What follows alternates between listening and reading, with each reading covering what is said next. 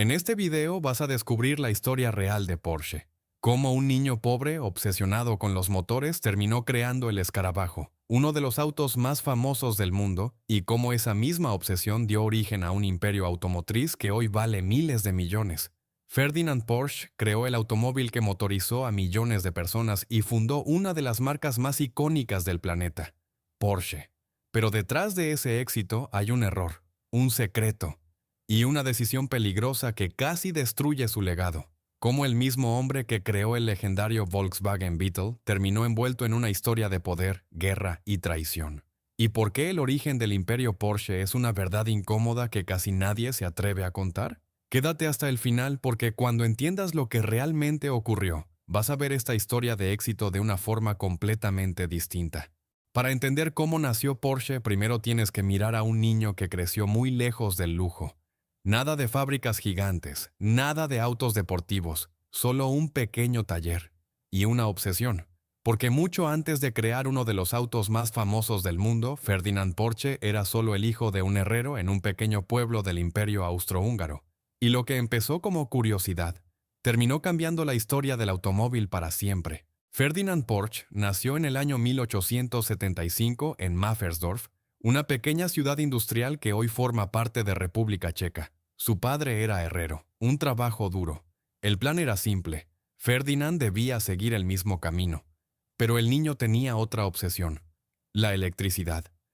Mientras otros niños jugaban en la calle, Ferdinand abría baterías, cables y motores pequeños para entender cómo funcionaban. No tenía profesores ni libros avanzados, solo curiosidad. Y eso lo cambió todo. Con apenas 15 años, Ferdinand hizo algo que dejó a todo el pueblo en silencio. Electrificó la casa de su familia.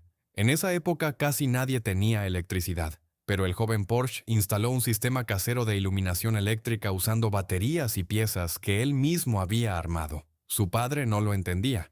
Para él, aquello era una pérdida de tiempo, pero Ferdinand veía el futuro. Tú probablemente conoces esa sensación, cuando sabes que quieres algo más, pero nadie a tu alrededor lo entiende. Eso mismo le pasaba a él. Por lo tanto, decidió irse, sin dinero, sin contactos, solo con una idea clara en la cabeza: construir máquinas. En el año 1893 consiguió trabajo en Bela Eger & Co., una empresa eléctrica en Viena. Su trabajo era simple: reparar equipos eléctricos.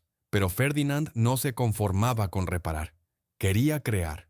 Pasaba horas extra estudiando motores y sistemas eléctricos. Dormía poco. Trabajaba más que todos. Esa obsesión llamó la atención de un hombre clave, Jacob Lohner, dueño de una empresa de carruajes de lujo llamada Lohner Werke. En esa época los carruajes dominaban las calles, pero algo nuevo estaba empezando: el automóvil. Lohner quería construir uno, pero diferente, un automóvil eléctrico. Por lo tanto, contrató al joven Ferdinand Porsche. Y ahí comenzó todo. En el año 1900, Porsche presentó un vehículo revolucionario en la Exposición Universal de París de 1900. Se llamaba Lohner Porsche. Era un automóvil eléctrico, pero no uno cualquiera. Los motores estaban dentro de las ruedas. Era una idea completamente nueva. La gente quedó sorprendida, los ingenieros también. Y por primera vez, el nombre de Ferdinand Porsche empezó a circular en el mundo de la ingeniería. Un joven sin estudios universitarios estaba compitiendo con los mejores ingenieros de Europa. Pero ese primer éxito solo era el comienzo, porque su ambición era mucho más grande. El talento de Ferdinand Porsche ya era evidente. Por lo tanto, las grandes empresas empezaron a mirarlo. En el año 1906 aceptó una nueva oportunidad en Austro-Daimler, una compañía automotriz que buscaba innovar. Ahí Porsche encontró algo que necesitaba: libertad para diseñar. Y cuando le dieron esa libertad, hizo lo que mejor sabía hacer: romper las reglas. Diseñó motores más potentes, autos más rápidos, tecnología que nadie estaba usando. Pero lo que realmente lo volvió famoso fue algo inesperado: las carreras. En esa época, ganar una carrera automotriz significaba prestigio, ventas y reputación. Por lo tanto, Porsche diseñó autos específicamente para competir. Y funcionó. Los vehículos de Austro-Daimler comenzaron a ganar carreras en toda Europa. De repente, Ferdinand Porsche ya no era solo un ingeniero. Era una estrella en el mundo automotriz. En 1909 diseñó uno de sus autos más exitosos, el Prinz Heinrich Austro-Daimler. Era rápido, ligero y dominó varias competiciones importantes. Eso elevó su reputación de forma brutal. Pero aquí aparece el primer gran conflicto, porque cuando alguien cambia las reglas, también crea enemigos. Dentro de la empresa, algunos directivos pensaban que Porsche gastaba demasiado dinero en innovación. Otros creían que su obsesión con la ingeniería era peligrosa para el negocio.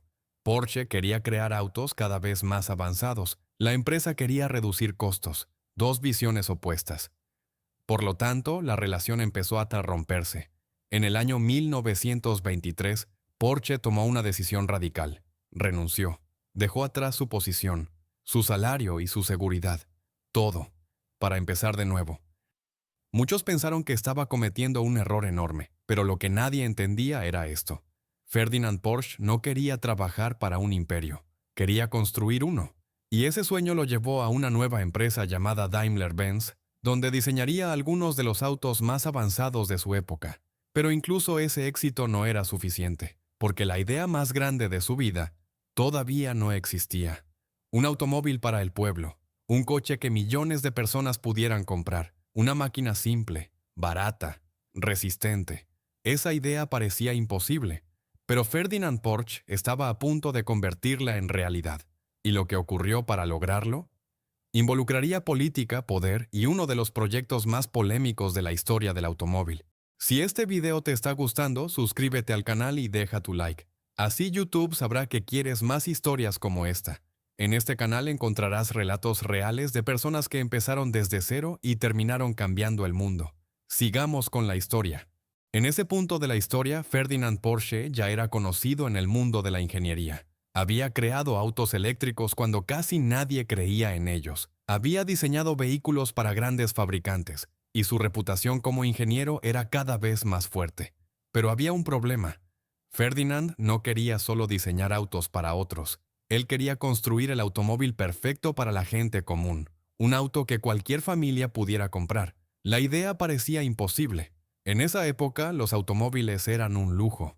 Solo los ricos podían tener uno. Pero Porsche pensaba diferente. Para él, la ingeniería no era solo lujo, era solución de problemas. Y esa mentalidad lo llevó a tomar una decisión que cambiaría la historia. En 1931 fundó su propio estudio de ingeniería en Stuttgart, Alemania. No era una fábrica, era un lugar donde Porsche y su pequeño equipo diseñaban autos para otras compañías. Y ahí empezó a trabajar en una idea que lo obsesionaba. Un auto pequeño, ligero, eficiente. Un auto que pudiera transportar a una familia con poco combustible y bajo costo. En otras palabras, el automóvil del pueblo. Pero el problema era enorme. Las empresas automotrices no querían fabricarlo. Pensaban que no sería rentable. Pensaban que nadie lo compraría. Pero Ferdinand Porsche no abandonó la idea. Porque los ingenieros del 1% tienen algo que los demás no tienen: obsesión. Mientras otros veían problemas, él veía soluciones. Mientras otros veían límites, él veía desafíos. Y esa mentalidad lo llevó a una reunión que cambiaría su destino.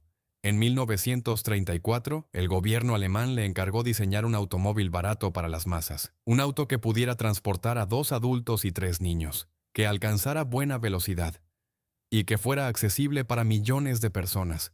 El proyecto tenía un nombre claro: Volkswagen. Literalmente significaba automóvil del pueblo.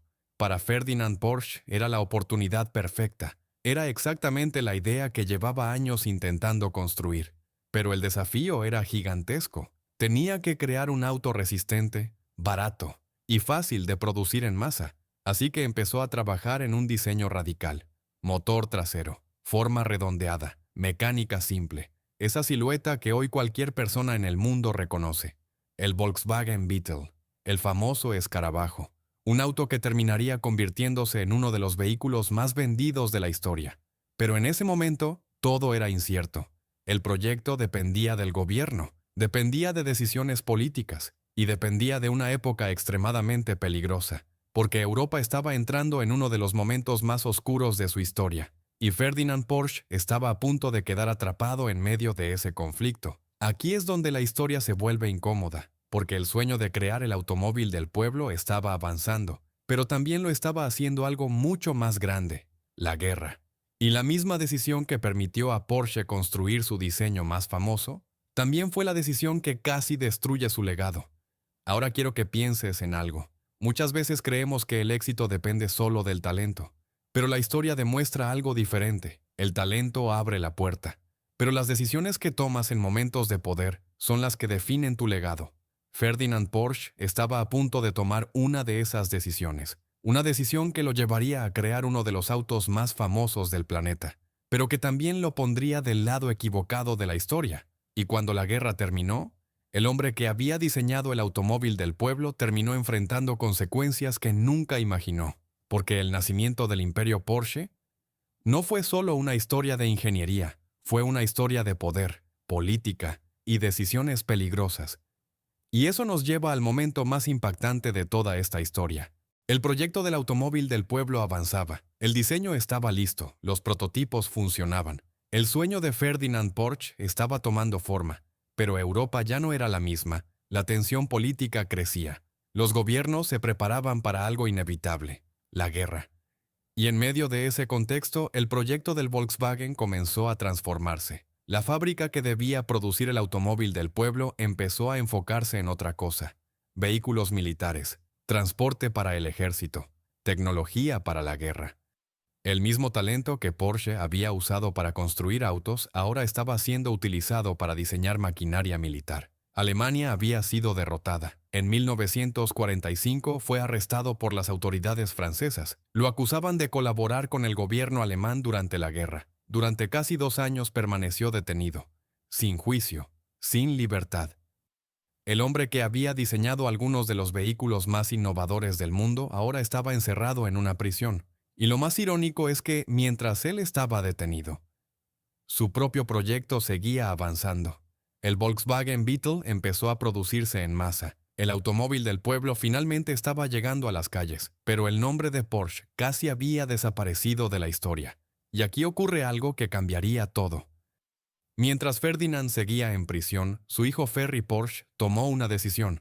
Si nadie iba a construir el auto que su padre soñaba, entonces ellos lo harían. Pero esta vez bajo su propio nombre. Así nació la idea de crear un automóvil deportivo utilizando la ingeniería que la familia Porsche había desarrollado durante décadas. Un auto ligero, rápido, elegante. Un auto que representara la obsesión por la ingeniería perfecta. En 1948 nació el Porsche 356, el primer automóvil que llevaría oficialmente el nombre Porsche. Era pequeño, era rápido, y era completamente diferente a los autos de la época. Ese modelo se convirtió en el inicio real del imperio, porque lo que comenzó como un pequeño proyecto familiar pronto empezó a ganar carreras, reconocimiento, prestigio y algo aún más importante: reputación. Pero mientras el Porsche 356 empezaba a llamar la atención en el mundo del automovilismo, la historia de Ferdinand Porsche aún no había terminado, porque mientras su hijo Ferry comenzaba a construir el futuro de la empresa, Ferdinand seguía pagando el precio de su pasado. Como te conté antes, en 1945 fue arrestado por las autoridades francesas, pero nunca pudieron demostrar un crimen directo y finalmente, en 1947, fue liberado. La familia Porsche pagó una fuerte suma de dinero como garantía para conseguir su libertad. Y cuando Ferdinand salió de prisión, encontró algo que probablemente nunca imaginó. Su apellido ya estaba comenzando a convertirse en una marca. El Porsche 356, creado por su hijo Ferry, estaba ganando carreras en Europa. Y eso lo cambió todo, porque en el mundo del automovilismo, ganar carreras significa algo muy simple: prestigio. El 356 comenzó a competir en diferentes eventos y pronto demostró que no era solo un auto bonito, era rápido, muy rápido. Pero Ferdinand ya era un hombre mayor. Había pasado por guerras, crisis económicas y años de presión política. Y en 1951, a los 75 años, Ferdinand Porsche murió. No alcanzó a ver hasta dónde llegaría el imperio que había comenzado, pero su filosofía de ingeniería quedó grabada en la empresa. Y Ferry Porsche continuó el trabajo. En 1963, Porsche presentó uno de los autos deportivos más importantes de la historia, el Porsche 911, un modelo que cambiaría completamente la identidad de la marca. Motor trasero, diseño elegante, rendimiento impresionante. El 911 no solo fue un éxito, se convirtió en un símbolo. Décadas más tarde sigue siendo el corazón de la marca. Pero la evolución no se detuvo ahí. En 1970 nació el Porsche 917, un automóvil diseñado específicamente para dominar las carreras de resistencia, y lo logró. En 1970, Porsche ganó por primera vez las legendarias 24 horas de Le Mans. Era una victoria histórica. Porsche ya no era solo una pequeña empresa familiar, era una potencia en el mundo del automovilismo. Y con los años, la marca siguió creciendo. En 1976 apareció el Porsche 924, un modelo que buscaba atraer a nuevos compradores. En 1996 llegó el Porsche Boxster, un deportivo más accesible que ayudó a salvar financieramente a la empresa en un momento crítico. Y en el 2002, Porsche tomó una decisión que muchos puristas odiaron. Crearon un SUV, el Porsche Cayenne. Muchos pensaban que sería un fracaso. Pero ocurrió lo contrario. El Cayenne se convirtió en uno de los mayores éxitos comerciales de la marca, y literalmente salvó a Porsche de una posible crisis financiera. Hoy, Porsche produce algunos de los deportivos más avanzados del mundo. Modelos como el Porsche Taycan, lanzado en 2019, representan el futuro eléctrico de la compañía. Pero todo ese imperio nacen de una idea simple: la obsesión de un niño que creció desmontando máquinas en el taller de su padre. Una obsesión que lo llevó a diseñar el automóvil más famoso del planeta, el Volkswagen Beetle. Hoy la empresa forma parte del grupo Volkswagen y su valor alcanza decenas de miles de millones de dólares. Y el famoso escarabajo, el automóvil que Ferdinand Porsche diseñó décadas atrás, terminó vendiendo más de 21 millones de unidades en todo el planeta. Todo comenzó con la obsesión de un niño que solo quería entender cómo funcionaban las máquinas.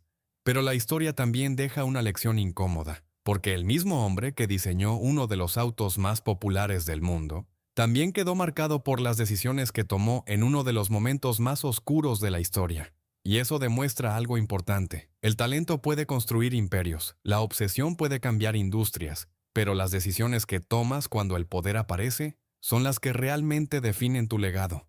Si te gustó este video, suscríbete y dale like para más historias como esta. Nos vemos en el próximo video.